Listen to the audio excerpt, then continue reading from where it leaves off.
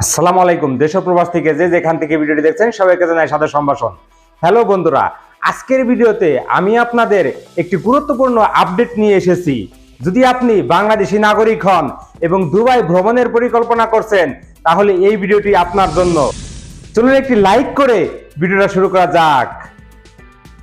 আসলে অনেকেই জানতে চাচ্ছিলেন বাংলাদেশি নাগরিকদের জন্য দুবাইয়ের ভিসা কখন থেকে শুরু হবে।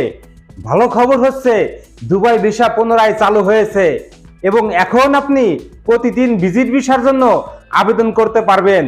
নিশ্চিতভাবে আপনার জন্য আরও একটি গুরুত্বপূর্ণ আপডেট আছে।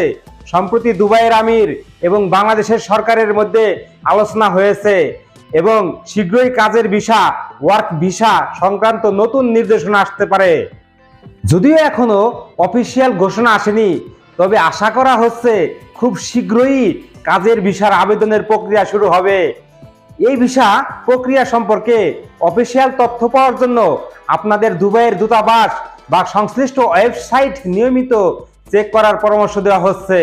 তবে শুধুমাত্র ভিজিট ভিসা নয়, অন্যান্য সমস্ত ভিসার ধরনও খুব শীঘ্রই পুনরায় চালু হতে চলেছে।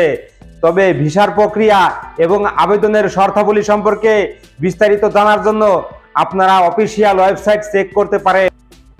এবং বাংলাদেশের অন্তর্বর্তীকালীন সরকার আর দুবাইয়ের আমিরের সাথে যে আলোচনা হয়েছিল, সেই আলোচনার পরিপ্রেক্ষিতে যে কোনো সময় সব ভিসা চালু হয়ে যাবে এরকমই একটি খবর পাওয়া যাচ্ছে। যত তাড়াতাড়ি দুবাই ভিসা সম্পূর্ণ পরিসরে চালু হয় সেই বিষয়টি আপনাদের আমি জানাবো। তাহলে বন্ধুরা, এই ছিল আজকের আপডেট।